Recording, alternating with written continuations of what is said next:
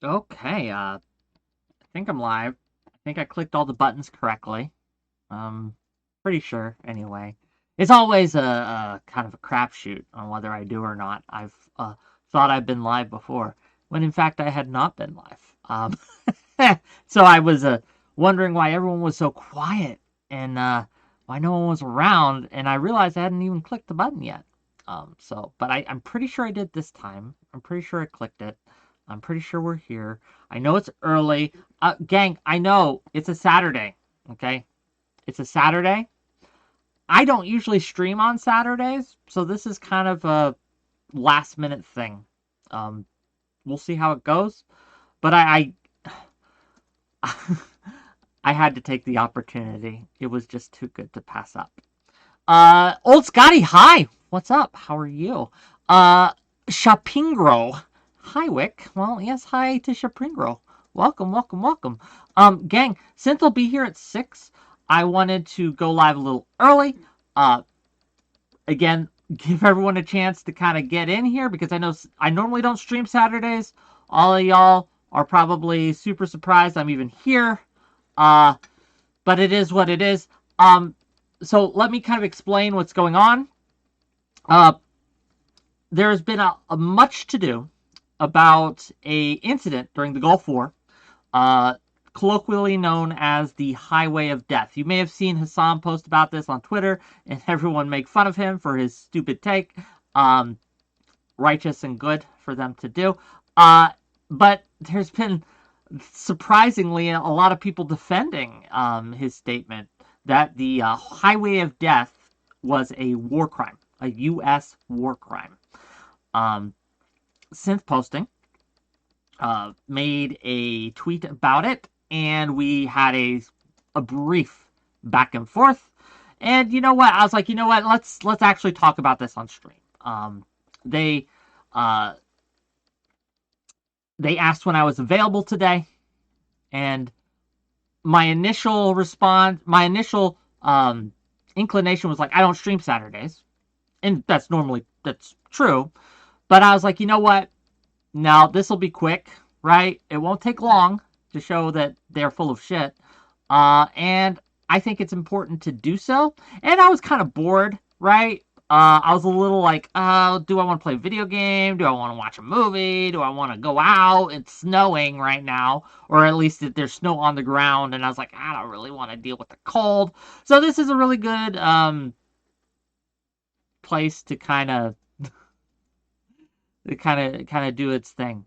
But yeah, so I'm gonna give a little bit for time for people to come in and kind of sit back and relax. But that's what the discussion will be. Thanks, Temperance Quill, for coming by. Thank you, Twitchy Pun. Whatever the subject is, Wick, you're wrong. That's classic. It's a good meme. Not this time though, unfortunately. This time I'm absolutely correct. Does anyone else hear ticking with the stream? Do you? I am not sure. Is that I may have like, am I, can you guys hear me typing or something? Is that it? Like, you guys hear clicking? What's the clicking? Hmm. Give me a second. Let me see. Is there anything clicking? And whatever clicking is needs to stop. I don't know. If you continue to hear it, please point it out and let me know, and we'll see what we can do. Is it when I talk? Sounds like a clock ticking, phasing in and out. I don't hear it. I mean, there are people moving around back there, maybe. Like my dog's going back and forth with her little jingle jangle collar. Wick, feel free to tune in tonight. My stream launches tonight at 8 p.m. Just listening while I get my show ready. I might, Alex. Thank you for coming by earlier to say hi to me. Again, I don't know how long this is going to last. Zephyr Hash, $5. I can see the future and Wick wins handily, mainly because Sinthe is an idiot. Look, let's be nice. They are kind enough to come on my stream. They're kind enough to do this in public, and win or lose, right? Whether they are wrong or right, there is respect that must be given to someone who is willing to defend their positions publicly. Right? So let's give them the respect, at least, in that. But thank you for the $5. When does it start? At 6 p.m. Eastern, so in about 15 minutes. Oh, you guys hear my dog? Yeah, that's my dog. My dog's barking. Yes, starting soon in about 15 minutes. But again, I wanted to go live a little early because, again, I don't usually stream Saturday, so I wanted to get my I wanted to, get in the talkie mood, right? Like in talkie phase and things like that. And I wanted to kind of just hang out with you guys for a little bit before we got started, right? I think it's important to push back against these narratives that people have, right? There's this idea that you can just literally say shit, okay? Literally say shit online and then magic it into existence, right? And so this is what's been happening with this highway of death being a war crime thing. People think that if you say it enough and if you repeat this lie long enough, that it's simply going to be true.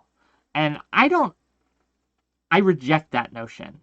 In fact, I think that's part of the problem we have in politics today, is that people think that if you get enough people of an ideology or a group to continuously say something, that it will just kind of manifest itself into existence.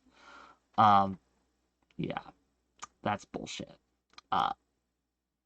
There's been people cite, and I'm sure this will come up during the debate, but there's two main sources that people cite when they talk about this being a war crime. One is a journalist whose name escapes me at the moment, but the other is Ramsey Clark, who was Saddam Hussein's lawyer back in 2000s, right? He put together, during the time, and this is in the 90s, okay? He put together a report, right, where he claims that there was a lot of war crimes committed, and he cites this event as one of the war crimes. However, if you actually go and read the report, it's full of inconsistencies. It's simply incorrect factually in a lot of instances. For example, it claims that Iraq was simply wanting to withdraw and comply with the UN resolution at the time, telling them to withdraw. That's not quite true. They had conditions, and the Soviet mediators had about 8 points of conditions in which they would cede to these demands. America and the coalition forces rejected it, which was their right to do so. They had a counterproposal made, which again was rejected. It wasn't until March that Iraq actually agreed to a ceasefire. So again, it's a lot of stuff. Like people will point to a claim that someone made and say, this is evidence that this is true. But then when you look at the actual claim, it's just bullshit, right? Like people can say anything they want. And I think we have to recognize this, that people will say anything, right? If you want to find someone who said a thing, it's fairly easy to do so, no matter how crazy or weird or wacky or wild. There was obviously people who said the Jews did 9/11, right? And they've made reports about it, right? They've made articles about it. They've made blog posts, X, Twitter, tweets about it, and things like that. And we would never cite that and say that that's compelling evidence that this actually happened. Well, so-and-so said it, so it must be true. That's not how these things work. That's never how it worked. You have to provide actual evidence for your claim. You can't just make a claim. And this is a trick that they do. They will, as evidence of their claim, they will cite someone else's claim that they made.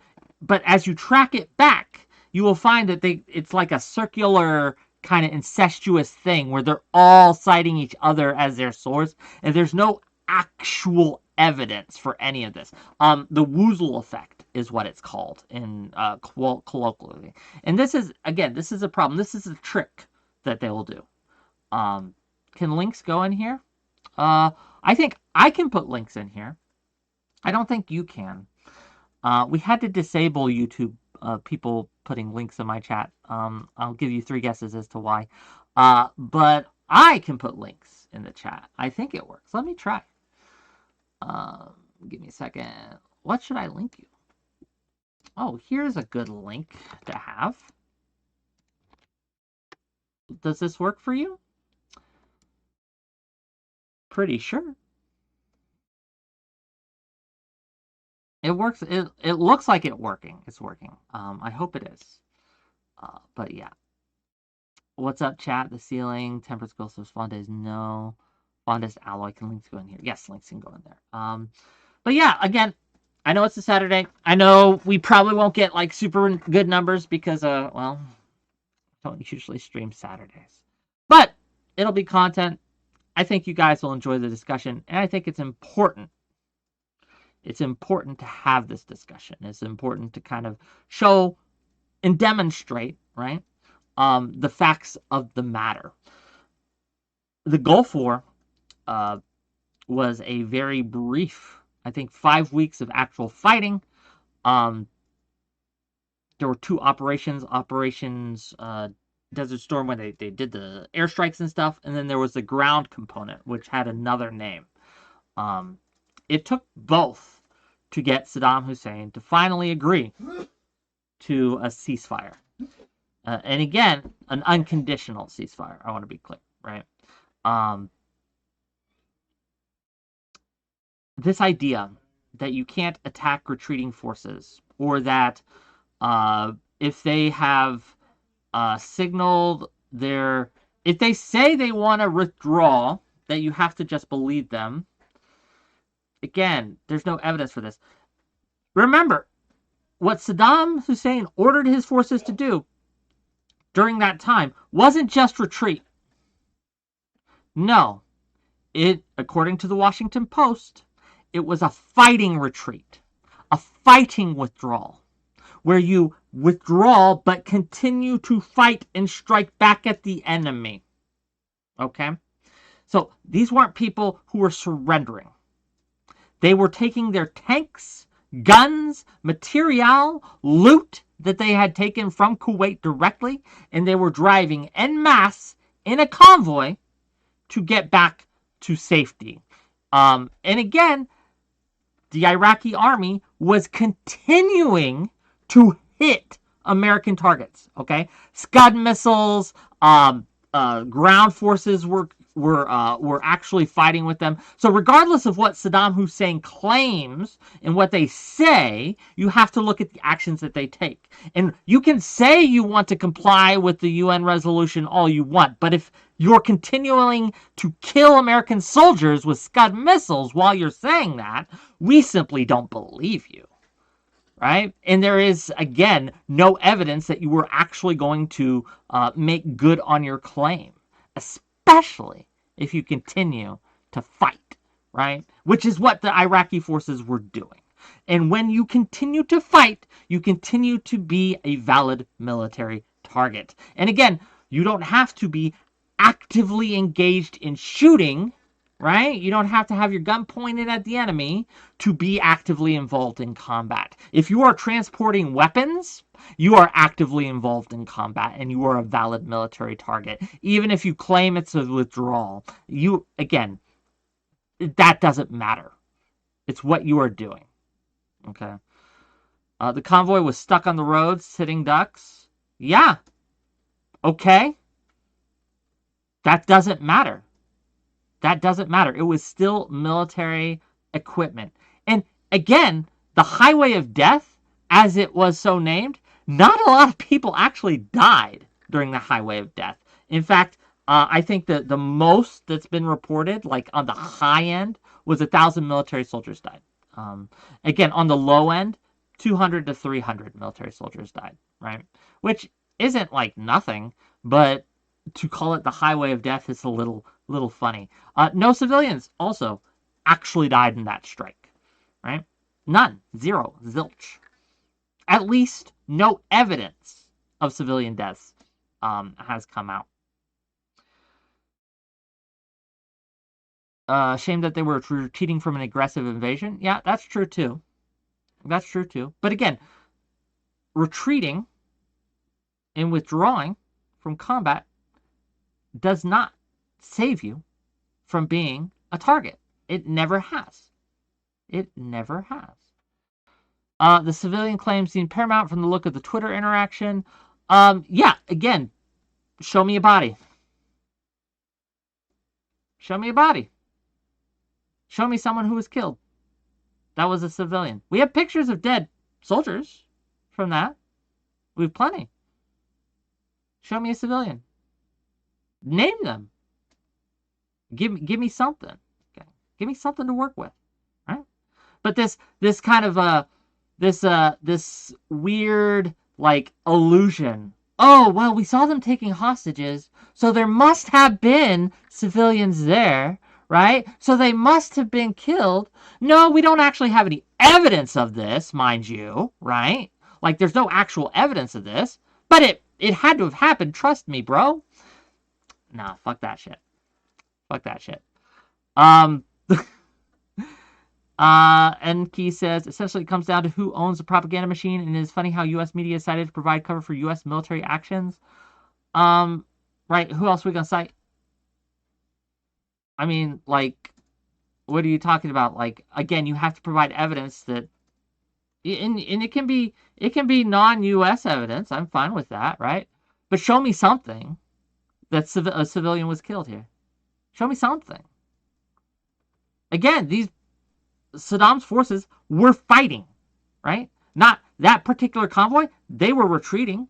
But the forces in general, there was no ceasefire. There was no treaty, right?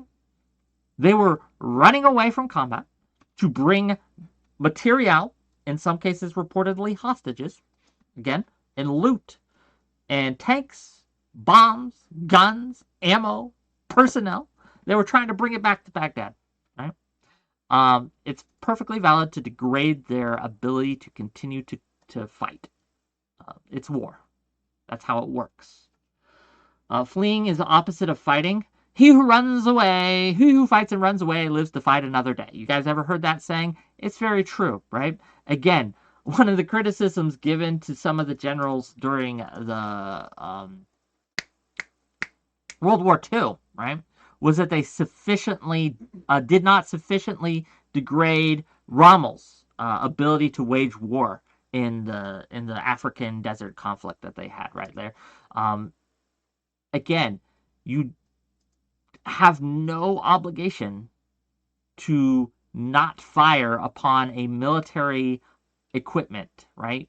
Just because there's military personnel there. There's no obligation you have to not fire on those targets, especially if they are the war machine, right? The army that they are a part of is still fighting you, right?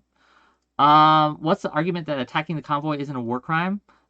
Again, they were part of a group that was continually fighting American citizens. They were killing American soldiers, right? With Scud missiles, right? They had not agreed to any sort of ceasefire. No ceasefire was agreed upon.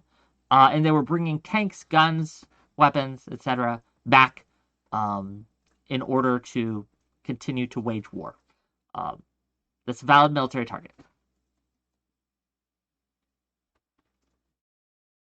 Yes, Duncan Donitz. In fact, the day before that strike, 28 U.S. soldiers had been killed by a Scud attack. 100 or so were wounded. Again, again just hours before that strike, like literally hours before that strike. A Scud attack by Saddam had killed 28 American soldiers. Road Squatch, hello. Welcome.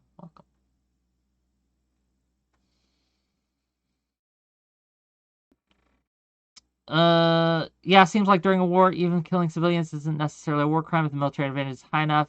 Ammo factories. Yeah, I mean, that's true. But we don't even have to argue that because, again, no civilians were killed during this strike. Killing soldiers is a war crime. While you can justify the starvation and denial of food to Gaza for 100 plus days, targeting hospitals, residential areas was justified. Someone is stark raving mad. Was that to me? I don't. Here, let me read that better. While you can justify the starvation, justified. What are you talking about? Killing soldiers is a war crime? Why is it killing? What? What are you talking about? You do know what the highway of death is, correct? Right? Do you know? It was an incident during the Gulf War in the 90s where Iraq forces were running away from Kuwait. They were in a convoy, okay? They were, as a group, as a military unit, moving away from Kuwait in order to, again, retreat and get back to do God knows what, okay? And we stopped them from doing that, and we bombed them. They were military targets. No, zero, I want to stress this, 0 civilians died. None. Goose egg. Okay? And anywhere from 200 to 1,000 military soldiers were killed. So, yeah. Yes, 𝕵𝖎𝖙, you can kill a soldier in their sleep. That's a military target. Yes, if what? You can't bomb a military base during the sleeping hours? What are you talking about, right? Oh, Kang, no, you can't attack us. We're asleep. No, anything but that. You can't attack. We're off limits, gang. What is this nonsense? What is this nonsense? What are you talking about?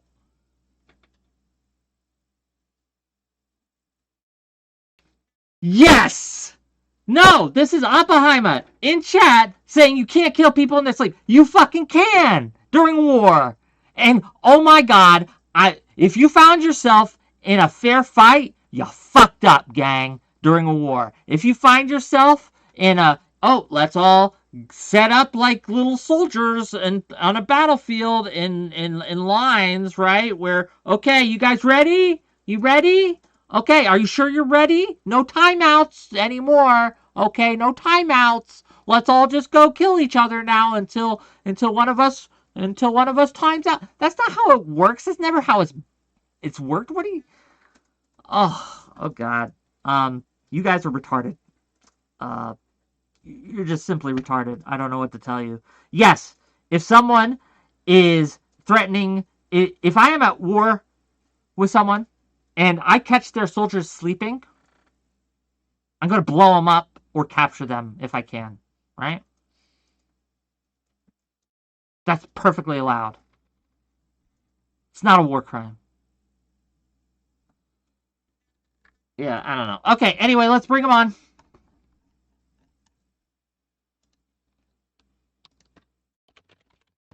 I wonder if are they banned from my Discord?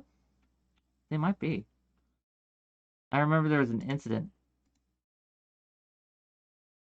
Here, let's see if I can unban them real quick for this. Oh, or we could just do a call. You guys want to do a call? Here, let's do a call. Hold on. Here, give me a second while I change. What's up, bud? Can you hear me? Hey, yeah, give me 1 second. I'm just adjusting my screen and stuff. Hold on. Because I can't see you. Do we get a camera today or no? Nah, it's not plugged in. Okay, that's fine. Your audio's going crazy for me though. Can you say something again? Huh? Can you hear me? Yeah, I hear you. So you're gonna you think that there are no civilian deaths in the highway of death incident? None that's I've seen evidence for, no. Okay, you think there's no evidence to suggest there were civilian deaths? Do I have that clear from you? No compelling evidence, no. Okay. So in the overall death toll of the war, right, we understand that there ends up being about 3,000 Iraqi deaths. There ends up being about 1,000 confirmed Kuwaiti deaths, 600 missing persons, meaning like the overall death toll in terms of per Iraqi soldier killed to the average civilian death ends up meaning it's about like 1 in 20. 1 in 20 of the death in that war. So what is it about this specific incident that makes you think it's some kind of miracle where no civilian deaths occurred? A miracle, right? Yeah, it'd be a statistical miracle for no civilian deaths in a single strike, right? Do you think that in every single strike? Hold on, stop. No, you're already mistaken. Do you think it's a single strike? It was 10 hours of bombardment, or well, maybe more than that, but so it was, yes or no, several hours of bombardment. It was on a single target. I asked you, is it a single strike? Oh, we're gonna play the pedantic game? Okay, it's not a pedantic game. I asked you, yes or no, is it a single strike? Define a strike for me. You don't know what a strike is? What do you think a strike is? Whatever you meant work by strike. Your definition. What did you mean by strike? What do I mean by strike? Military action. So one military war would be a strike. Okay, I got it. So obviously not. You could have many military actions within here, a war. This still ends up being. Look, do you agree with the approximately 1,000 number of the highway of death, or do you think 200 to 1,000 is reported? 1,000 is the high end. Okay, so if you think it's the case, it's 200 to 1,000. That military means expected losses, given the overall estimates of total war military deaths, ends up being about at least 10 civilians dead. So why is it the case that you at the lower end or at the higher end, it ends up being, if you use the 1,000 number, it ends up being, it would be was it 1 divided by 5? So it is being 50 deaths. So do you think it's the case that, like, through some anomaly, it's like this is going to be a drastically lower number than the average for some reason on a major 6-lane highway? Okay, so you do know this isn't how statistics works, right? There are, what, 1 in 10 people are gay? So does that mean 1 in 10 people in my chat right now are gay? On average, the expected value of your chat would be, yes, 1 in 10 would be gay. On your chat in particular is probably higher than that. It is Twitch. Fair enough. Fair enough. But you understand how that, when you, again, you are trying to do this trick where you look, hey, overall, over the whole war, right? Over the whole war, right? We had this was the ratio, right? Fair enough. But then you try to microcosm down into an incident, a limited period of time. Sorry, I want to answer my question eventually. Okay, I am answering your question. Maybe you'll listen. Maybe you'll learn. Okay. Okay, I'll wait until you're done. Then I'll ask it again. Fair enough. So, again, to imply that because over the whole course of the operation, about 5 weeks, right, that we had this amount of deaths, this amount of soldier deaths, this amount of civilian deaths, and so that in this particular frame of time, a much smaller frame of time, right, between February 25th, February 27th, right, or 26th to 28th, I believe it was actually, that, oh, you're saying that it didn't match up with the whole of the war, right? What a miracle it was. That's not a miracle. That's just how statistics work, right? I do you know the basics here? Have you graduated from high school? Okay, you're claiming that you answered my question with that, right? Am I claiming... What was wrong with what I just said? Sorry, what do you disagree with what I just said, actually? Whick, I want you to answer my question. Do you think you've answered my question with that? Ask it again. Can you just be honest with me? Do you even remember the question? You've asked me a few things. Give me the question. Just the last one, the one you said you were answering. Do you remember that question? So you were implying this is so pathetic. That this was a statistic that I was saying. Oops. A statistical anomaly for it to be this much of a massive fucking outlier on a massive 6-lane highway that expands all the way from fucking Kuwait City all the way up to Iraq. It'd be massive. If you think it's the case, this is a wild outlier. I just would like to know, why is this an outlier? Why is it an outlier? Because it was a limited period of time, a limited target. So yes, in a very small section of a very large war, it was different statistically. Look, you're trying to tell me I'm mistaken about how stats work. You're so completely confused on how stats work. I guarantee you, if I asked you what an SD was, you'd have no idea how to calculate that. You're dead fucking wrong. So just because it's a limited time, are you retarded? Doesn't mean are you literally brain damaged? Can I ask you a question, Whick? What is an SD? Again, have you answered my question? Are you retarded? Do you have brain damage? What is an SD? Do you have brain damage? Okay. I've answered your question. So what does this have to do with your... You're using a statistical argument to say, well, in this instance... This is pathetic. You don't answer a single question I have for you. You continue because your questions are retarded. And then you demand... No, your question was retarded. Okay, your question give me a body. Show me one death. One civilian death. One civilian death. Spastic retard. Listen. Show me one. Spastic retard. Show me one. You have thousands. There are thousands of deaths. Show me one. Yes, I can show you one. Show me one. Show me one. Listen. You have 1 minute to show me one death. One civilian death. You have 1 minute. Calm down, retard. You said my question was retarded, right, Rick? Right. Okay, that was done. That was quick.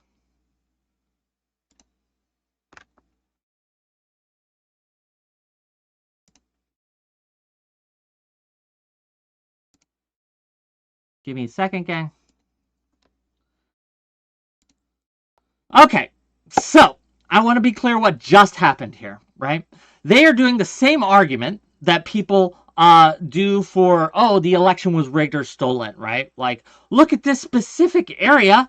It varies wildly and is very different from this vast area, right? There must be something nefarious here or wrong, okay?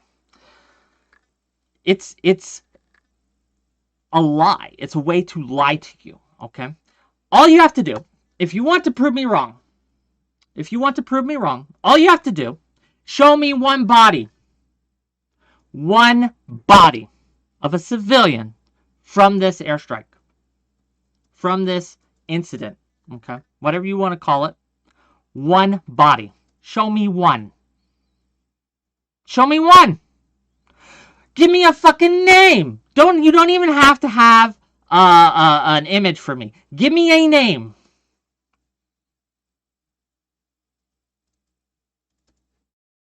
Bob. It's funny. Again, this statistic argument, right? Like that there is this was a statistical miracle, right? Again, that's not how statistics work. Thank you for the 5 gifted community subs, 𝕵𝖎𝖙. I really appreciate you. Okay. Money's good. Okay. Oh, statistically, I have gotten 1 sub every so many minutes, right? Well, we've been doing this stream for about 30 minutes now. So I've gotten 5 gift subs in 30 minutes. So statistically, 1 every 6 minutes. Oh my God, in the first 6 minutes, you're saying I got no subs? That's a statistical miracle. That's a statistical miracle. How can you even claim that? Of course, you must have gotten at least 1 sub, because statistically, averagely, over the first course of this thing, we've had, right, 1 sub every 6 minutes. So you're telling me, in all honesty, that you didn't get a sub in the 6 minutes? You are lying. You have to be lying. What are you? Like, again, this is retarded. This is retarded. I don't know a word for it. That's different than that. It's a lie and it's retarded. This is the level that we're dealing with. This is a level of ignorance, of just someone who doesn't know what they're talking about. But they are desperately trying to provide something, right? Trying to throw up chaff so that something will stick, okay? There is no evidence, right, that the highway of death killed any civilians, right? The only reports that they have are from journalists who are, again, secondhand saying, oh, this person told me that they saw X, Y, or Z, right? And what they say they saw is they saw corpses and they saw civilian loot. Yes, but that does not provide evidence that those corpses were civilian. We have images of bodies, and I won't show them on Twitch for obvious reasons, that were soldiers, right, during this strike that journalists took. A few of them, right, of soldiers who were dead in this strike. We have none of civilians. Not a one. Not a single bit. Okay? But this idea, right, this idea that you can simply say, you can allude to something, make it up, right, so allude to something. Well, you know, we saw them take hostages in Kuwait, right? And we know they were driving back, and then we know they got bombed, so the civilians must have died there. If that were true, there would be evidence of that. There would be corpses, right? We would have the bodies. We don't. We simply don't, okay? There is no evidence for this. And again, this idea that you cannot attack retreating troops, right? Again, that's just false. They had not agreed to a ceasefire. Again, they will tell you, right, that, they said their intentions to comply with UN Resolution 660. I believe that's a resolution. Let me make sure so I'm not providing you with misinformation here. Boom, boom, boom. Let me make sure what this is. The actual resolution. Not UN 686. 686 was the one that gave them the ultimatum. Give me a second. Yeah, I'm pretty sure it's 660. Am I incorrect on that? Regardless, the whole point here, right, is that you have, they say they're going to, right, but they after they say this on the 21st, okay? So this is from a Washington Post. Here, let me bring it up for you so you can read along with me, okay? So you're knowing I'm not bullshitting you, okay? Give me 1 second. And I want to make sure that you know. Oh, here we go. This is from the Washington Post. This was published, okay? February 26, 1991, on Tuesday, okay? So Iraq says retreat is ordered. Let's read it together. Let's see what they actually say, okay? Baghdad Radio last night announced that Iraqi President Saddam Hussein had ordered his army to make a fighting withdrawal, okay? A fighting withdrawal from occupied Kuwait, a move the White House dismissed as insufficient to end hostilities as Allied forces drove to encircle the embattled Iraqis before they could escape. The retreat announcement, broadcast at 1:35 a.m., said that the Iraqi armed forces had been ordered to return to the positions they occupied before the August 2nd invasion of Kuwait, but to fight forcefully any Allied effort to stop them. Saddam told the Iraqi people in a radio address at 11:20 a.m. that his armies will continue to withdraw from Kuwait and complete it on this day, according to a translation monitored on CNN. And remember, they were still fighting, okay? Scud missiles, hours before this, have been launched at American troops, killing 28 U.S. servicemen, okay? Injuring 100 or so more, right? So, to argue, right, that this is why it constitutes a war crime is dishonest, because they may say that they're withdrawing, right? But they also say it's a fighting withdrawal, that they are going to continue to fight you while they get out. And again, I want to, we have more sources. Don't worry, right? This is a diplomatic on 21st of February, right? This was the actual proposal that they gave, okay? Here, let me, I know you guys can't see that as well. Let me adjust it. Here we go. Okay, so this is the actual proposal, right, that was given. Iraq would announce a full and unconditional withdrawal of troops from Kuwait. Withdrawal would begin 2 days after a ceasefire. The withdrawal would be completed on a fixed schedule to be determined by the UN. The UN economic sanctions would cease to be in effect after two-thirds of Iraqi troops had withdrawn. All other UN resolutions would lapse after Iraq forces left Kuwait. All POWs would be released immediately after the ceasefire, and the UN would compose a commission to monitor this pullout. Additional details would be settled. Again, this was rejected by the coalition forces. It was called that so it was unacceptable because after a late night meeting, the administration declared the Soviet plan was unacceptable because it amounted to a conditional withdrawal. Very true, right? So again, we provided, again, on the next day, the U.S. provided a counterproposal. So this was February 22nd. They said the pullout had to begin at noon that day. It must be completed in 1 week, and Iraq must be out of Kuwait City in 48 hours and allow the Kuwaiti government to return.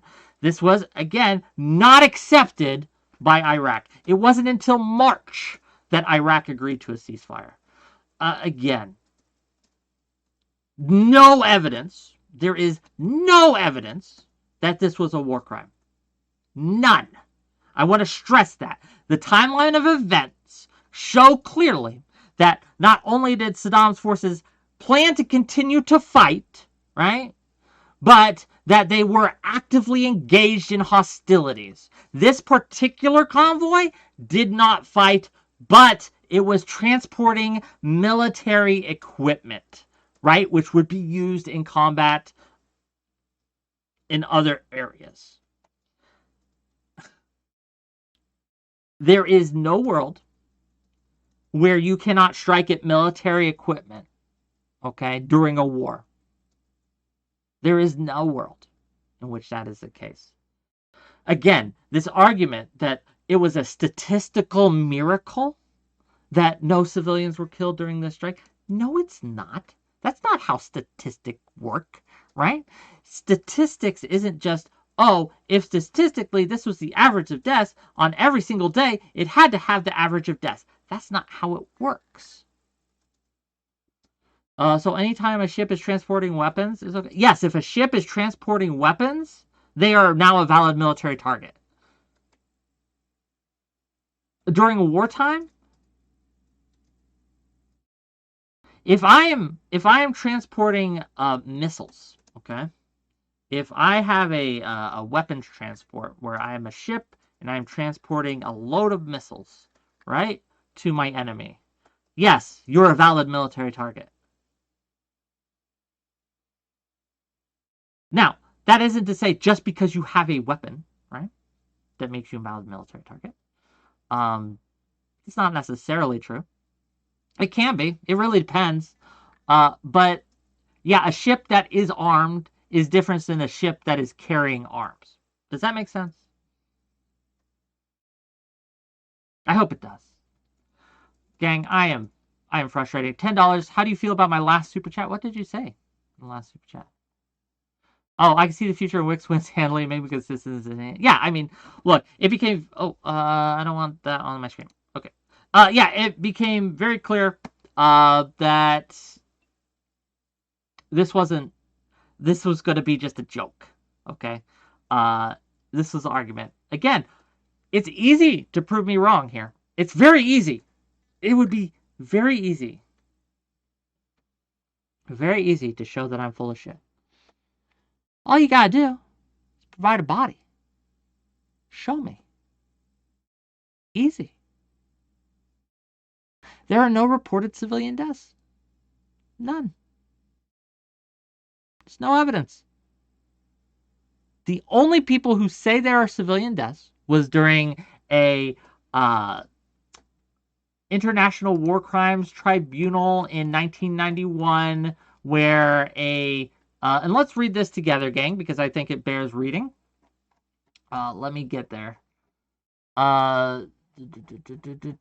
There's a very specific spot that I wanted to go to that it deals with this particular incident. Boom, boom, boom. The massacre of withdrawing soldiers on the highway of death, and this is from 𝕾𝖍𝖎𝖙𝖘𝖍𝖔, okay, is a Lebanese American journalist who travels in the Middle East, okay. This is their testimony.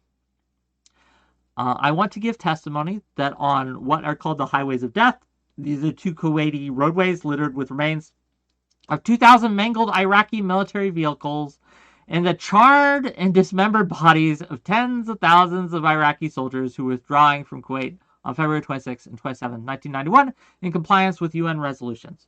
So already, they are factually inaccurate in their statement. Okay, they claim that the charred and dismembered bodies of tens of thousands of Iraqi soldiers. On the high end, the estimate is 1,000. It's not tens of thousands. Okay, so already their testimony is spurious. It's in contention with the truth, right? With the evidence on the ground. Okay, let's continue. U.S. planes tracked the long convoys by disabling vehicles in the front and at the rear, and then pounded the resulting traffic jams for hours. It was like shooting a fish in a barrel, said one U.S. pilot. The horror is still there to see. On the inland highway to Basra is mile after mile burned, smashed, shattered vehicles of every description. Tanks, armored cars, trucks, autos, fire trucks. And according to the March 18th, 1991 Time magazine, yeah, okay, fair enough. They killed a bunch of vehicles. Cool. On the 60 miles of coastal highway, Iraqi military units sit in gruesome repose, scorched skeletons of vehicles and men alike, black and awful under the sun, says the Los Angeles on March 11th, 1991. Yeah, war is brutal. This sucks for the soldiers who were bombed. We should not celebrate it. That's true. That's correct. But these deaths were not a war crime. They were military soldiers. While 450 people survived the inland road bombing to surrender, this was not the case with the 60 miles of the coastal road. There, for 60 miles, every vehicle was strafed or bombed, every windshield is shattered, every tank is burned, every truck is riddled with shell fragments. No survivors are known or likely. The cabs of trucks were bombed so much that they were pushed into the ground, and it's impossible to see that they contained drivers or not. Windshields were melted away, and huge tanks were reduced to shrapnel. Even in Vietnam, I didn't see anything like this. It's pathetic, said Major Bob Nugent, an Army intelligence officer. This one-sided carnage, this racist mass murder of Arab people, occurred while White House spokesman Marlon Fitzwater promised that the U.S. and its coalition partners would not attack Iraqi forces leaving Kuwait. Let's look at that claim that the U.S. and its coalition forces would not attack Iraqi forces leaving Kuwait, because that too is not quite correct. So let's see actually what was said. Okay, let us look.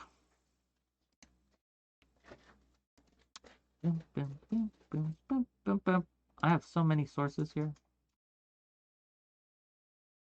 Oh, so many sources. Sorry, I'm getting the right one.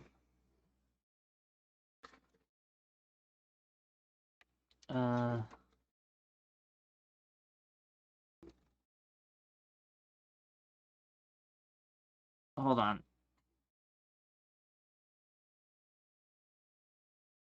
It's from there, from there.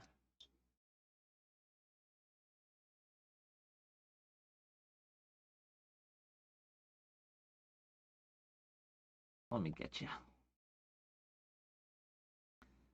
Man, I wish I had this better organized. I wish I had more time to prepare.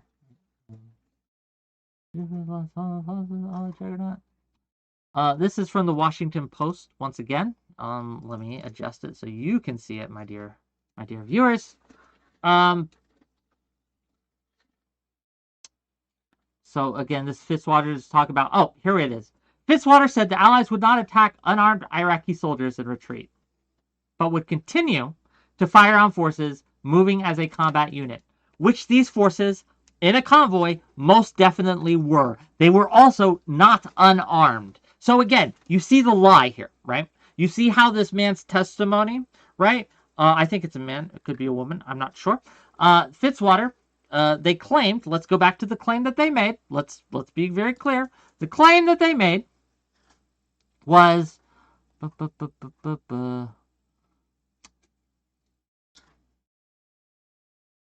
Fitzwater promised that the U.S. and its coalition partners would not attack Iraqi forces leaving Kuwait. Again, I got to adjust it for you guys so you can see. So, because I want you to be very clear, and I want you to see. Fitzwater promised. This is what they claimed they said. Okay, this is in the report. This is the unedited report. This is what they published. Okay, Fitzwater promised that the U.S. and its coalition partners would not attack Iraqi forces leaving Kuwait. What did we just read in the Washington Post, gang? Remind me what Fitzwater actually said. Okay, this is the lie, right? That they continually do, right? They take things out of context. They take words that may or may not have been said, but they leave out everything before and after that changes the meaning of those words, right? So this is what Fitzwater actually said, okay? Let's go back to it. I want to be very, very clear here, right? Fitzwater said that the Allies would not attack unarmed Iraqi soldiers in retreat, but would continue to fire on forces moving as a combat unit. Recalling Saddam's many broken promises of the past, Fitzwater said, "We have no evidence to suggest the Iraqi army is withdrawing. In fact, Iraqi units are continuing to fight." Right? This is what was said. This is the evidence on the ground. Once again, that day, hours before the Highway of Death, okay? Hours before that, Scud missiles had been launched at American targets and, in fact, killed American servicemen, right? There was no evidence to suggest that that Saddam was going to keep his word to continue with the withdrawal. He rejected the proposed ceasefires by the U.S. and coalition forces. He rejected, right, these demands that he unilaterally and unconditionally withdraw. He rejected surrendering. It was not until March that a ceasefire was agreed to. And again, this idea that you can't attack someone because we're gonna just withdraw from this land and you can't attack us is bullshit. No serious legal scholar would claim that's the case. There have been, to my knowledge, no prosecution of any general or any combat unit that has simply attacked a retreating force. If you guys have something different on that, if you guys can show me some evidence where someone, either a general or a unit, was prosecuted for attacking a retreating force in an international court, provide it. Because you're retarded. And I don't think it's right to pick on retards, okay? I demonstrated very clearly, right? You brought your argument, and your argument was it's a statistical miracle / anomaly. And if that's the strongest you got, ain't nothing, ain't shit. It's not worth my time, frankly. Okay? You, again, don't know, and I think I have demonstrated this very clearly, you don't know what you're talking about. I don't know how clear I can be. Gang, I knew this was going to be short. I don't know why you need to cover this. Seems like an obvious point you are making. Cognitive dissonance. The reason I'm covering this is because I was supposed to have a debate today about it, right? Since posting challenged me to debate, they came on. They started talking about statistical anomalies. They provided no evidence to show a single body, right? They provided no evidence for their argument, and I got annoyed, and I didn't want to deal with that shit. So that's why I'm doing this, and that's why we're going through this, and I want to be very clear why we're going through this. And again, to expand this out, it isn't just synth posting. There are literally thousands of retards online who are calling this a war crime. Hassan posted about it on his Twitter that this was a war crime, right? Thousands of likes. I think 40,000 likes on that tweet. It's not nothing. And I think it's very important to push back against these narratives, push back against these made-up lies, basically, right? Where they say, oh, this is a war crime, that's a war crime, civilians were killed. No civilians were even killed in this strike. None. Zero. Goose egg. There is no evidence to suggest otherwise. None.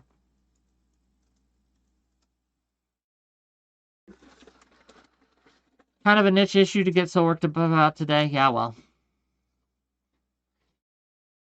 I get worked up about issues I care about. And I care about it. I do. I think it's very important that the word war crime isn't flattened to uselessness. Because when I say something's a war crime, I need people to believe me. Right? I need people not to have to, well, is this an actual war crime or is this a Twitter war crime? Is this a no shit My Lai massacre war crime, or is this a highway of death war crime, right? Like, I need people to know what I'm talking about, okay? I need to be able to communicate clearly and concisely and use this word, and it still has to have a meaning. So, yes, against spurious claims that with no evidence that this is a war crime, I am going to push back against it. I'm going to come on and take a little time out of my day, right, to talk about it. Is the contention this event didn't happen, or the details of who and how are being disputed somehow? The claim is that it was a war crime to attack retreating forces because, according to the people saying it's a war crime, that Saddam claimed that they were complying with the UN resolution by withdrawing its forces. Therefore, it was illegal to target them because they were out of combat or hors de combat, as the terminology in the Geneva Convention states. That's the argument, right? It's spurious.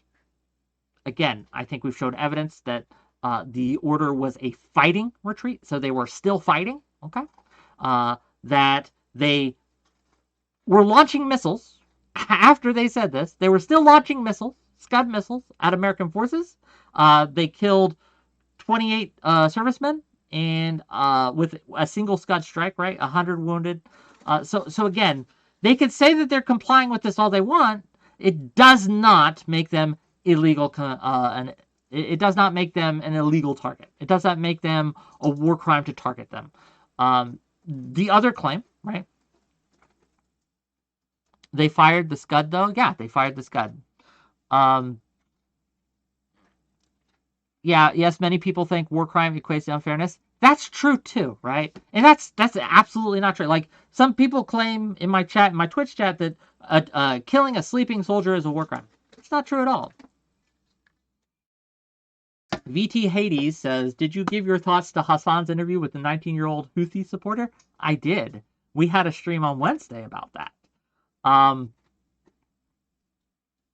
Yes, Tali Lola. Quick Googling shows me that there's hardly 200 confirmed kills and no confirmed civilian deaths. Exactly. Now, again, right, we don't take Google's word for it. We do a little deeper dive, And I think we have today. I've shown Washington Post articles. We've looked at the accusers themselves from the international, what was it called? The international, hold on, let me look. And a report on United States war crimes against Iraq to the Commission of Inquiry for the International War Crimes Tribunal by Ramsey Clark and others. We looked at that, right?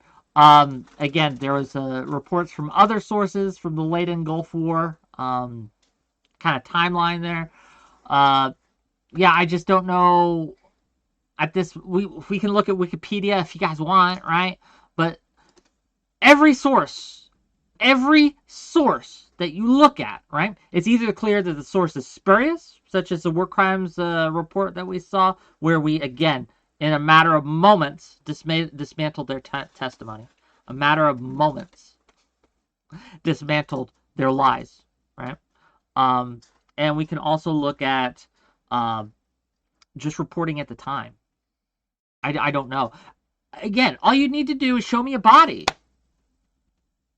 Like, if you are claiming that in the highway of death, civilians were killed, show me a body. We have pictures, right? We have images of this. Soldiers, we see pictures of soldiers dead. I'm not gonna show you on Twitch. I'm not gonna do that. I like my channel. But there are no pictures of civilians dead. I don't know what to tell you. Again, they were armed soldiers. They were armed combatants. It was tanks and shit.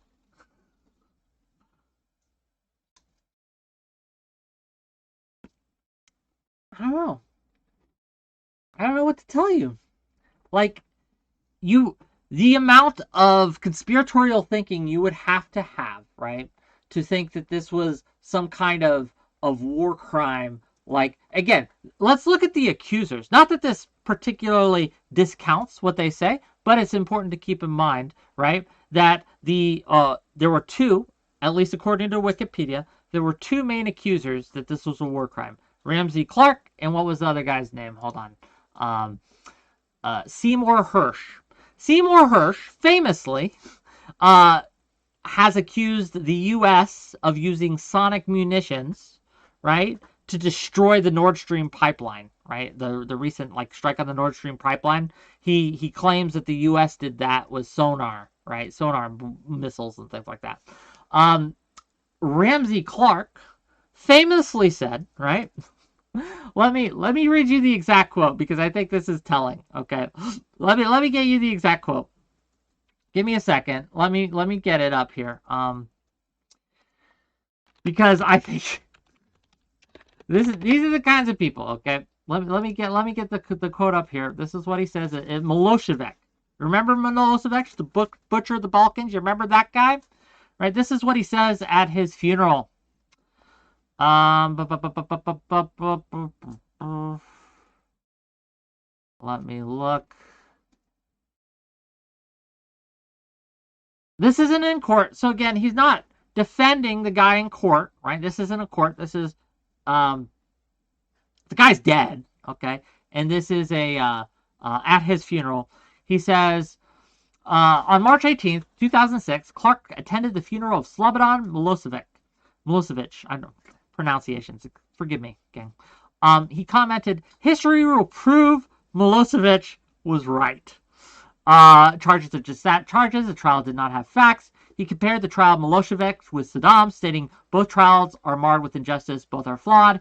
He characterized Milosevic and Saddam Hussein as both commanders who were courageous enough to fight powerful countries. Okay?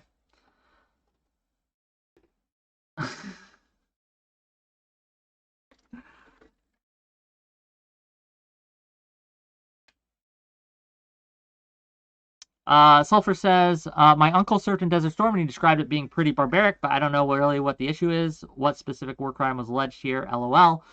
Yeah, look, if it was a horror, right? That's what an airstrike is. I shit you not. Bombs will fuck you up, okay? You will be not human anymore after a bomb is done with you, okay? Especially some of these Hellfire missiles and shit, right? Some of the munitions we got, you won't be recognizable. You will be gone, okay?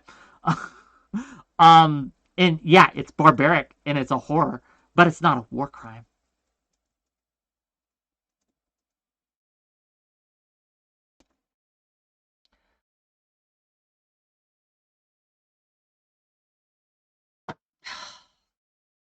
Can we just take a moment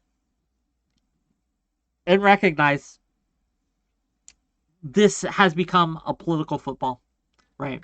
More so now, more so than before, right? Now more so than 20, 30 years ago, 40 years ago, 50 years ago. This accusation of war crime, this accusation of atrocity has become a political football. This is both good and bad. I want to tell you why it's good. Because people are so disgusted by atrocities these days, right? It has become a symbol of evil. And that's good. That's a good thing. The fact that people look at a war crime or atrocity as evil is good. Because they are. But the downside to that is that it has become a shorthand way of not having to prove what your opponent is actually doing or saying is evil. You can just accuse them of this, and it like sneaks in all these other accusations. You can say, oh, what you're doing is a war crime. And again, that's such a loaded term. It's packed in with so much meaning that it's a shorthand, but it's a way to Trojan horse things into the argument, right? Into the claim. Okay. And so you have to really kind of just push back. Well, it's not actually a war crime, right? When this happened, it wasn't actually a war crime. They weren't an illegal target. They were a valid military target. A retreating force is a valid military target. It always has been. Okay. There's never been a time in history where it's not. To my knowledge, and again, you can prove me wrong very easily here, if you are more knowledgeable than me on this. There has never been a time in an international court where someone has been successfully prosecuted simply for attacking a retreating force. Watcher right now says people are only disgusted by war crimes by factions they don't like. Otherwise, people will not be cheering on Hamas like the brain dead 𝕾𝖎𝖎𝖙. There is a lot of team sports in that. That's disgusting too, right? War crimes done by either Israel or Hamas, both should be condemned equally, right? A war crime is a war crime, a war crime. Doesn't matter who does it. If the U.S. does war crimes, you should condemn them. Some of the things they did during the Vietnam era were absolutely horrific, and I condemn them vociferously.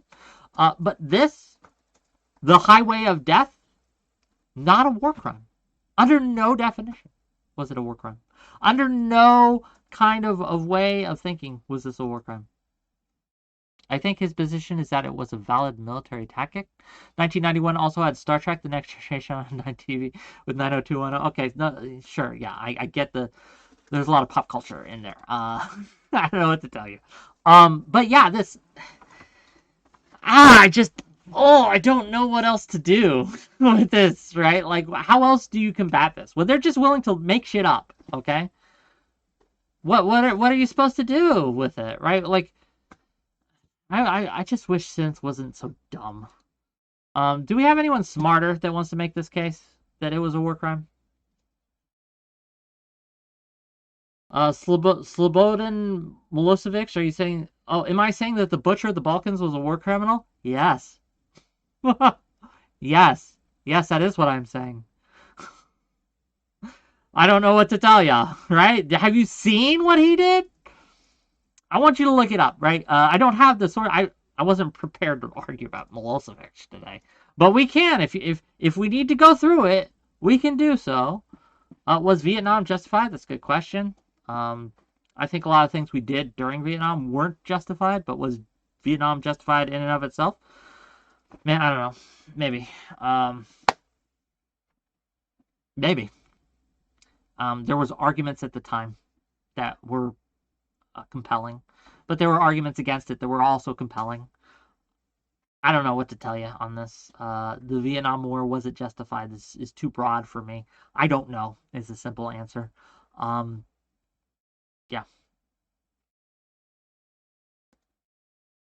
So the argument at the time was we had I forget the exact name, but it was like a domino policy, right? Like the fear was that Soviet would continue to gain power and there would be like a domino effect. Once one nation falls, they would all fall. They would all kind of fall and roll over. So we stood strong on any point where we thought that Soviet influence was gaining strength, right? Because we recognized that Soviet Russia was an enemy to peace, an enemy to humanity, and needed to be opposed. If you agree with that, which again, you may not, but if you agree with that, it makes sense to kind of oppose their influence in both Korea, Vietnam, and Afghanistan, and other things, right? So again, was it justified? I don't know, man. I don't know what to tell you. Luminous Forever says would to talk to you about this. Grew up conservative, but U.S. foreign policy in the 20th century kind of black-pilled me. This is from Enki Fei says, I don't recall seeing many television images of the human consequences of the scene, or for that matter, many photographs published. A day later, I came across another scene on an obscure road further north into the east, where in the middle of the desert, I found a convoy of lorries transporting Iraqi soldiers back to Baghdad, where clearly massive firepower had been dropped and everyone in sight had been carbonized. Most of the photographs I made of the scene have never been published. From Peter Turnley in 2002. Yes, convoys of lorries, trucks for my American audience, right? Transporting Iraqi soldiers back to Baghdad is a valid military target. Yeah, you can strike a convoy of soldiers.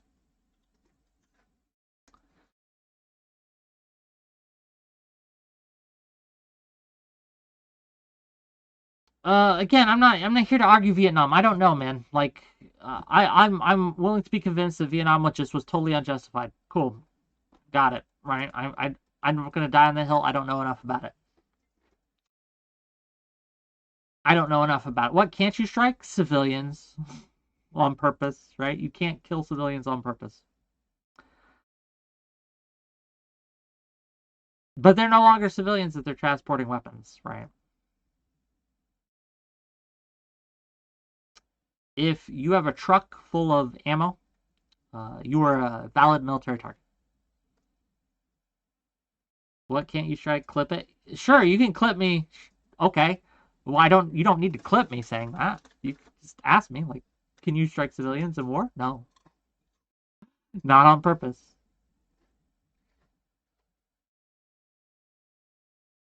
That can't be your target. Now, can you know that there are civilians in the area and strike a military target even though there are civilians in the area? Usually. Portland is Burning says this is a shockingly comprehensive, well-sourced Reddit post about the Highway of Death, whether it was a war crime, whether any civilians were... Man, I don't want to read a Reddit post. I want to read a Reddit post on this. Gang, okay. Anyone want to talk to me about this, right? Anyone want to jump backstage? The line between civilians and soldiers are blurry. It can be, especially if they're transporting weaponry, right? Then it becomes very blurry indeed. But it's sourced and makes arguments. Let me look at it. Hold on, I'm clicking your link, Portland. Never say I didn't do anything for you. Okay, these are the arguments I've been making. Okay, so it agrees with me. Yeah, do you guys want to go through it? We can. If you want to jump backstage, gang, if you want to talk that way, I'm also open to it, gang. Again, this was kind of a last minute thing. I thought the debate was going to go on longer, but if the argument you're opening up with is it was a statistical anomaly, and then you were just so insufferable about it and so wrong about it, and I don't have time for you. What happened to Sinthe? He came on, he started screaming, they started screaming at me about how it was a statistical miracle. I asked them to provide any evidence, a single body of a civilian who died during that time. I gave them a minute to do so. They failed to do so. And so I left the call. Yeah, Scribbly, that's what I'm worried about too. I don't want to click on one of these links and show you guys and it be a dud body. I'm down to talk, but this topic is not interesting to me. Happy to chat. Sorry, it's not interesting to you. I just wanted to push back against people making this claim. I wanted to be on record. I wanted to have an on record source of me going through some of the claims made by those accusers and debunking them. Yeah. And avoiding Wikipedia while I did so, right? Because isn't it she? Yeah, I'm not sure if it's. I think they're non-binary. I think it's a they. Honestly, I'm not sure. But I'll call them whatever they like to be called, whatever they identify as. I will do that. Yeah. So we can go through the text of the Reddit post if you want. I feel a certain moral way about attacking retreating soldiers. Like you can find it uncomfortable, and absolutely, right? That speaks well of you. That speaks well of you that you find it uncomfortable, right? No one should be comfortable with killing even a valid target in war. I shouldn't like this idea that we should celebrate when an enemy dies. Okay, I don't like it. I reject it on every level. I think that this chest thumping, like, oh yeah, look at what we did. Oh, we're gonna get them, right? I think it's wrong to do. I'm not perfect on this. I understand it's human nature, but it's something that we need to overcome as humanity, right? We need to stop. We can recognize that someone needs to not exist anymore, right? We can recognize that a death is necessary or an act is necessary or it is necessary to kill these people, right? Without celebrating that fact or being happy about that fact or being jubilant or exultant or anything like that. We can simply say, yeah, it sucks, but it needed to happen. And I think that is the best way to go forward is to say, yeah, war sucks, but sometimes you got to do what you got to do, right? I don't want to see anyone die. I would rather there be 0 deaths, right?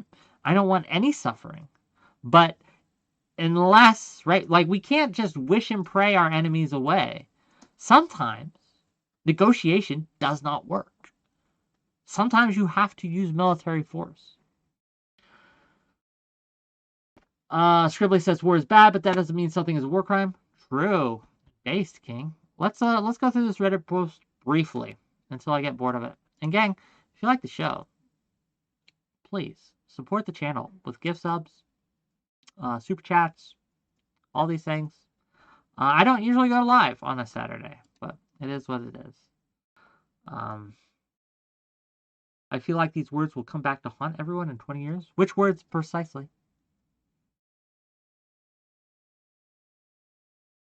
I'm pretty confident with my stance here that we shouldn't celebrate death. I don't. Is that what you're talking about, or are you talking about something else I said? Or are you talking about someone in the chat said? I disavow chat. I disavow chat. I don't know what they're saying. Okay, I disavow whatever they're saying. Let's go through the Reddit post. War crimes and the Gulf War. Lord forgive me for Reddit. Okay. During the Gulf War, nearly 3 decades ago, on February of 1991, the United States had largely defeated the forces of Iraq and advanced on the city of Kuwait. Significant numbers of soldiers of the Iraqi army had surrendered, with around 100,000 Iraqi troops being taken into U.S. custody. Several divisions of the Iraqi army and Republican Guard that lead the Ba'athist military had opted to not surrender and instead withdraw back to Basra with their tanks and confiscated civilian vehicles. On Highway 80, U.S. aerial forces proceeded to cluster bomb the Iraqi column, wiping out a good fraction of their vehicles and forcing most of them to continue north on foot, past the blockade of ruined vehicles. The bombardment extended onto Highway 8, part of the Highway 80 that existed within the borders of Iraq. An armored division of Republican Guardsmen appeared to be setting up defenses in fear of a U.S. counterinvasion of Iraq and were bombarded by artillery. Afterwards, Highway 80 was captured by U.S. ground troops who engaged whatever Iraqi forces remained. This event has since been called the Highway of Death, and many have falsely alleged that the U.S. attack was a war crime, violating any number of international conventions on conduct in wartime. At the root of this war crime allegation, there exist 3 claims. The first is that it is a war crime to attack an enemy in retreat. The second is that there were civilians among the retreating forces. And the third is that the Iraqi troops were retreating in accordance to UN demands.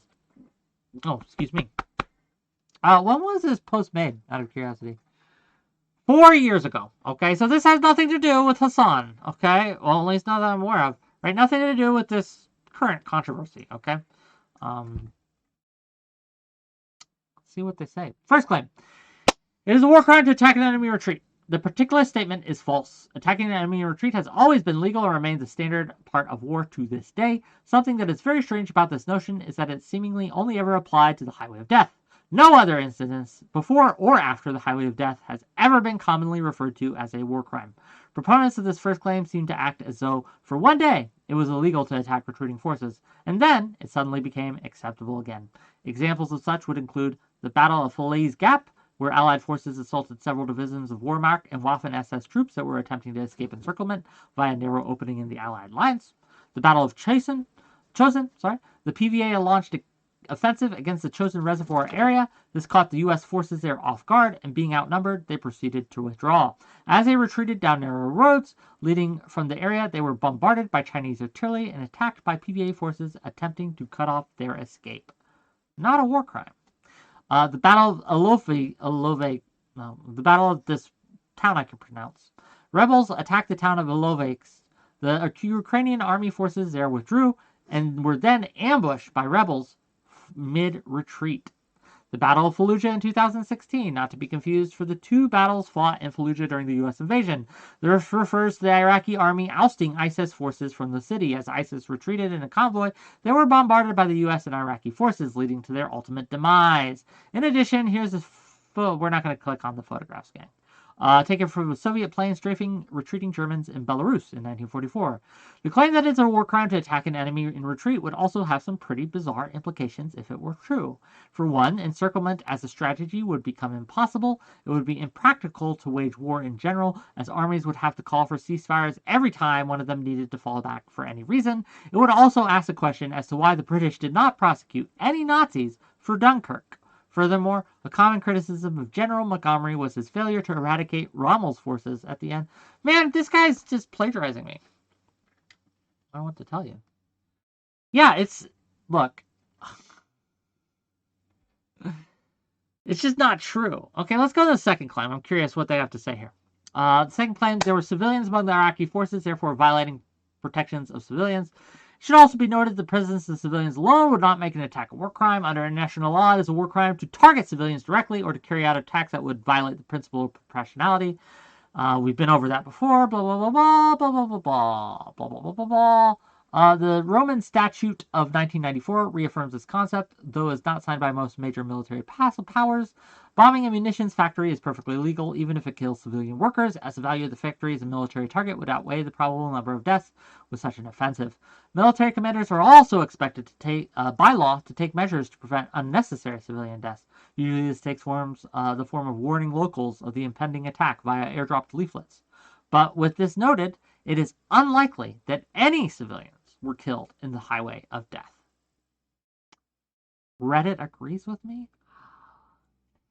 There are many origins to the claim that civilians were present. For one, the Time magazine claimed in their 1991 article, Highway of Death Revisited, that a Kuwaiti eyewitness saw Iraqi troops seize a number of civilians on the street as hostages. The author of the article then speculates that those hostages may have been among the retreating forces. Australian filmmaker speculates. See, this is what I'm saying. Like, it's an illusion, right? Like, we saw this, therefore this must have happened. No, we don't have evidence for that, but ipso facto, right? It's just silly. Australian filmmaker John Pilger claimed in his book Hidden Agendas that among the dead were foreign workers from various nations.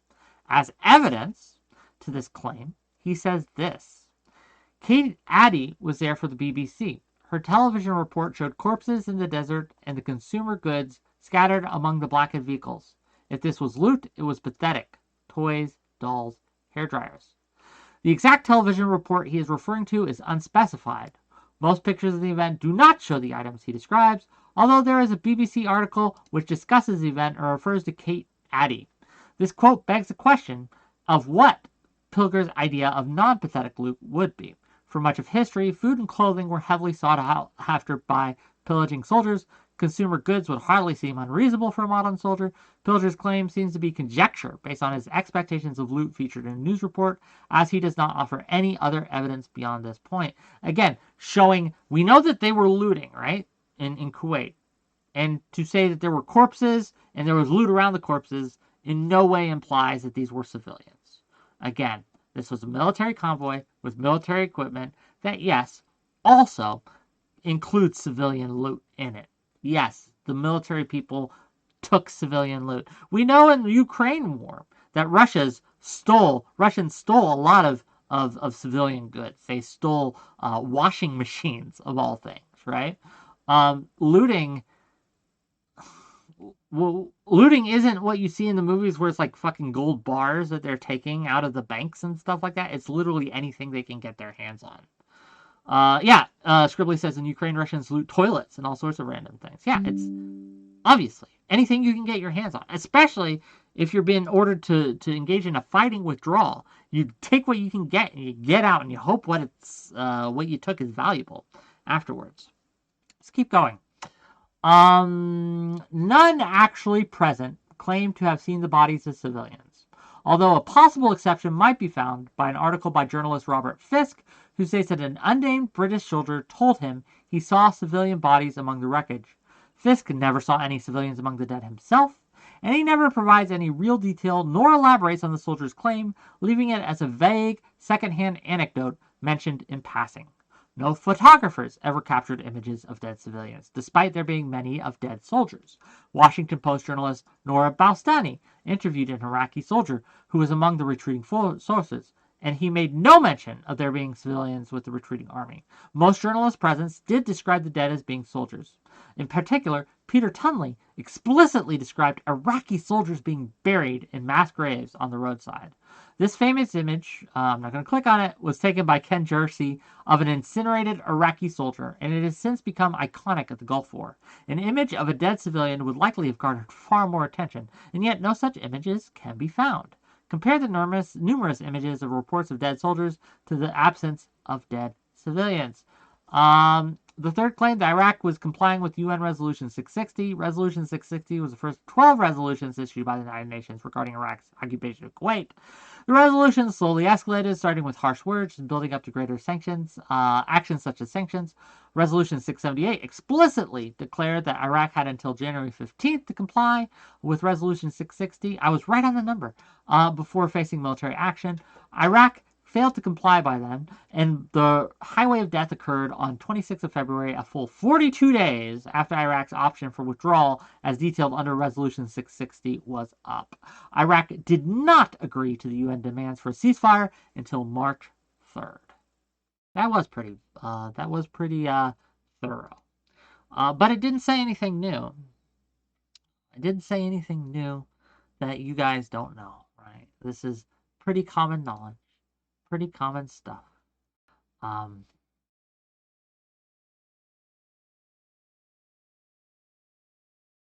else is there, okay? What else is there? Sulfur says, my understanding was that there were pockets of surrounding forces made to do a death march, essentially because of confusion from ground to air, but I don't know which specific event y'all are talking about. We are talking about the Highway of Death. I will link the wiki article for you.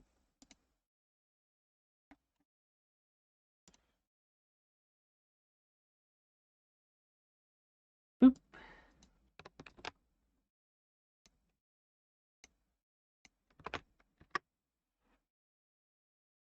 Yeah, there you go. That's what we're talking about, this incident. Hope it's clear to everyone. Any questions, class? Do you think ISIS would have grown under a Saddam Hussein regime? I don't know, but Saddam was doing some pretty horrific things to his people, right? Using chemical weapons, etc. He kind of needed to go. Moral of the story, if you invade a country, even retreating, won't save you from being a legitimate target for getting barbecued. Yes, there is a way that you no longer become an enemy combatant. It's when you surrender. You give up your weapons. You disarm. and you surrender.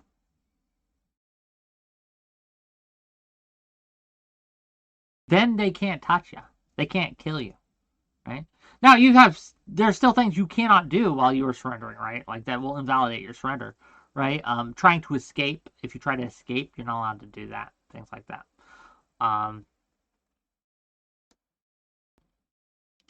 Things like that. So yeah, I just don't know what else to say. I think we've covered it.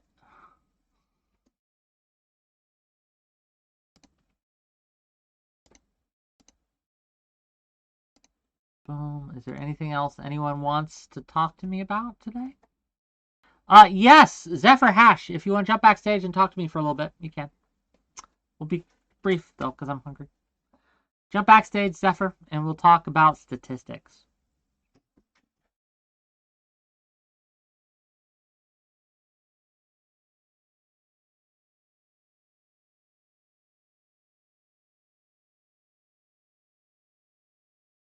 𝕾𝖍𝖎𝖙 says, exoneration of 𝕾𝖍𝖎, the 𝕾𝖍𝖎 surprise ruling, and a stunning rule. Who is the 𝕾𝖍𝖎?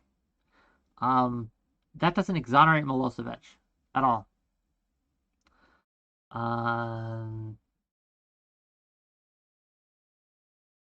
Yeah, I don't know who the 𝕾𝖍𝖎 is. You're gonna have to be very, very specific. Acronyms don't work on me. 𝕾𝖍𝖎𝖙 says this: the exoneration of 𝕾𝖍𝖎, the 𝕾𝖍𝖎 surprise ruling, and a stunning ruling, the trial chamber that convicted former Bosnian Serb President Radovan Karadzic of war crimes and sentenced him to 40 years in prison, unanimously concluded Slobodan Milosevic was not part of a joint criminal enterprise to victimize Muslims and Croats during the Bosnian War. Yeah, I simply don't believe you.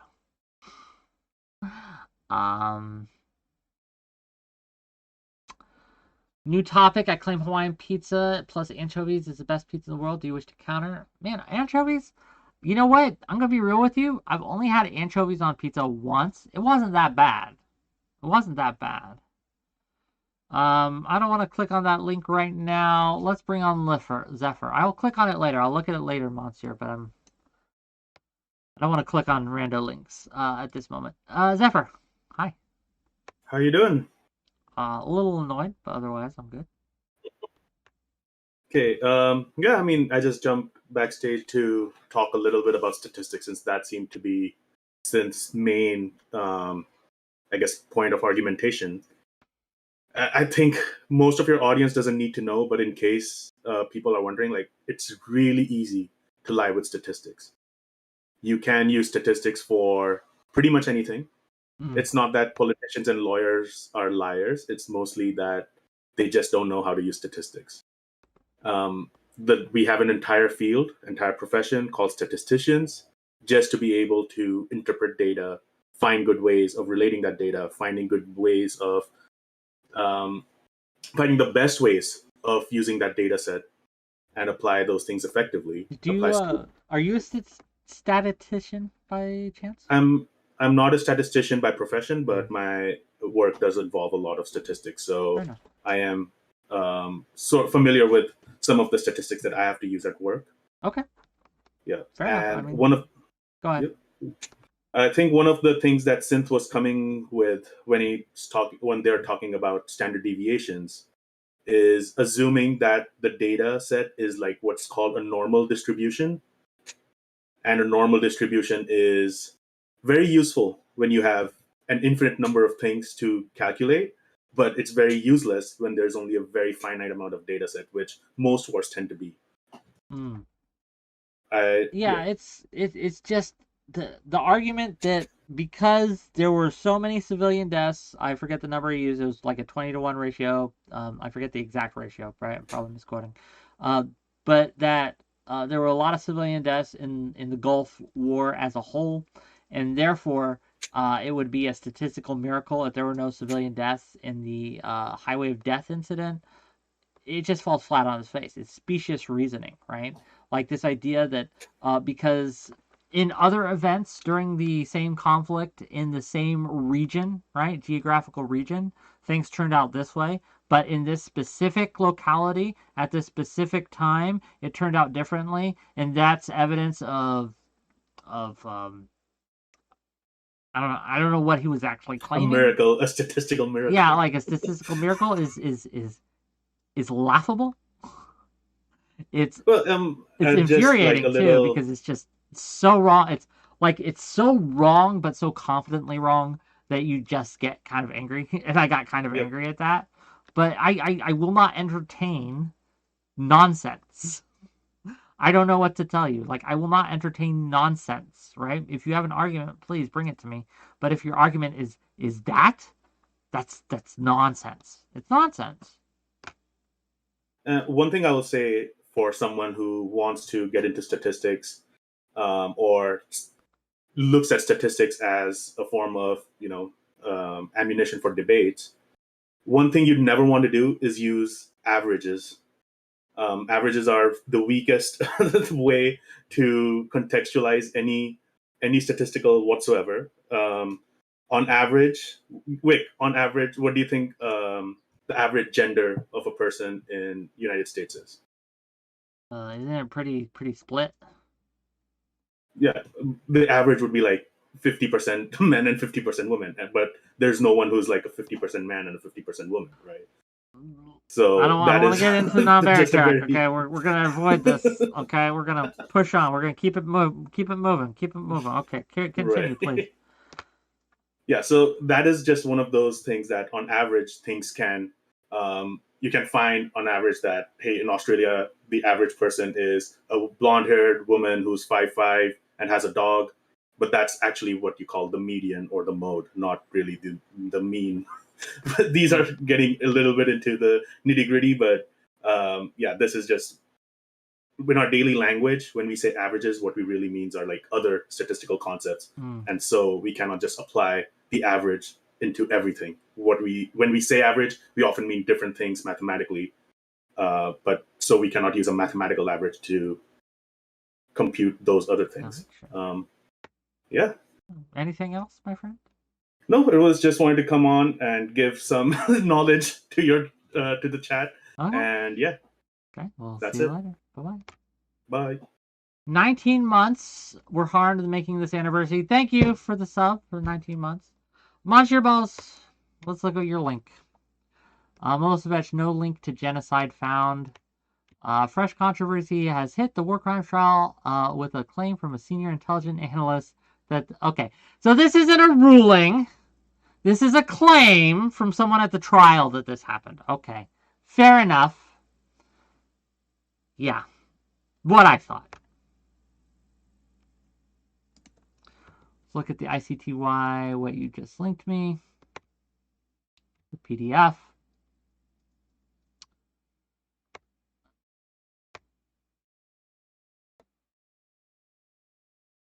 Let's look at the findings here. There's a lot here. I have to go through it. Oh, yeah, this is like 1,000 pages, dude. You're going to have to link me to something more. Let's see. There's the findings. Facts. Can you link me to a specific part?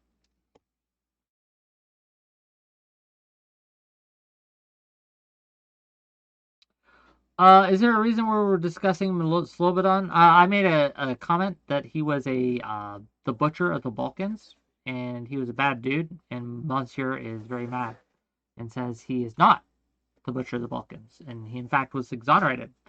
And yeah, you're gonna have to give me a page references for this. There's just too many. Let me show you, gang. There's like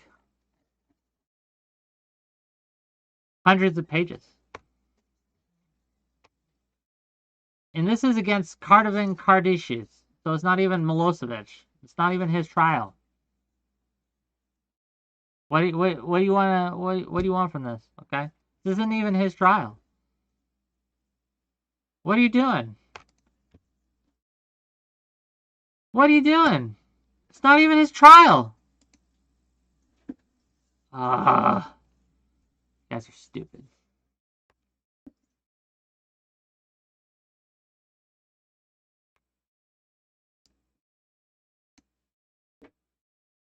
Okay, gang. I'm done. I think that's it. I think that's the day. See you Monday for a proper discussion. And we will talk about mental health. Is mental health a scam? Is therapy culture destroying us? We've gathered a group to debate, and it will be fun. So let's raid out into Stardust. Remember to say hi to Stardust. Monday. I'll see you guys then. Until then, bye.